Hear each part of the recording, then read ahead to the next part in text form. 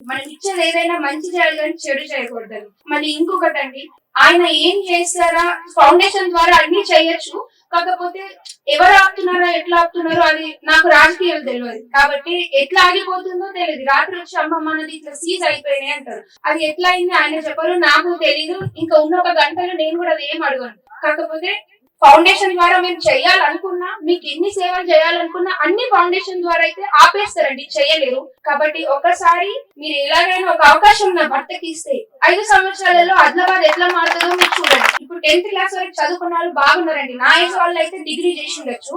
10th class వాళ్ళు బాగున్నారు. వాళ్ళకి ఎట్లాంటి పని అంటే ఎట్లాంటి జాబ్స్ ఇవ్వచ్చు, ఎట్లాంటివి మనం సృష్టించవచ్చు వాళ్ళకి జాబ్స్ అని చెప్పి కూడా ఆయన ఆలోచిస్తారు.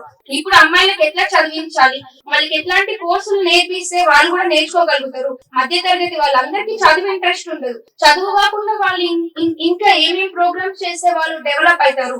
ఆడపడుచులు కానీ మగపిల్లలు కానీ ఆడపిల్లలు కానీ, ఆడపిల్లలు మగపిల్లలు అందరు సమానమేనండి. కాబట్టి అందరికి ఎట్లాంటివి తీసుకొస్తే బాగుంటది, మన అద్దరికి ఎట్లాంటి కంపెనీలు తీసుకొస్తే బాగుంటది.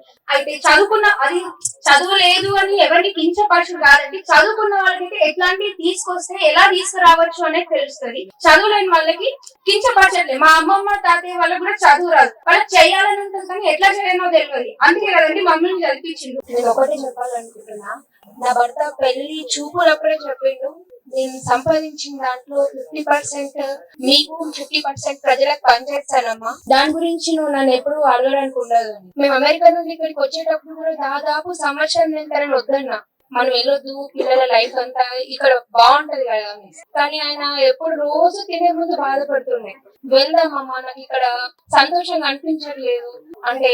వర్షాకాలం వచ్చిందంటే న్యూస్ లో మొత్తం చూసి తను బాధపడిపోయాడు. సంవత్సరం చూసిన తర్వాత నాకు కూడా తన సంతోషం లేకుండా మేమెందుకు అనేసి ఇక్కడికి వచ్చేసినాం. వచ్చిన తర్వాత తను రోజు పొద్దున్న దగ్గర 8:30 అంటే ఇంట్లో నుంచి వెళ్ళిపోతారు. ఇంటికి రావాలంటే రాత్రి 12 అవుతుంది. మేము న్యూస్ ఛానల్ లో ఎక్కువ చూస్తా తన ఇంట్లో కంటే. జోగురం అని అన్నారు, కంది శ్రీనివాస్ రెడ్డికి అదృష్టం నడుస్తుంది ఇప్పుడు, అందుకోసం ఒకవేళ గెలిచినా గెలుస్తారని. లేదండి, నా భర్తకు అదృష్టం కాదు, దాదాపు 8 సంవత్సరాలు నా భర్త రోజు ప్రొద్దున మా పెళ్లి కాక ముందు మా అత్తమ్మ కూడా తెలుసది, అమెరికాలో తను ఒక్కడే కంపెనీ స్థాపించి 8 సంవత్సరాలు ఒకటే రకమైన బ్రేక్ఫాస్ట్ తిని ఉన్నారు ఆయన.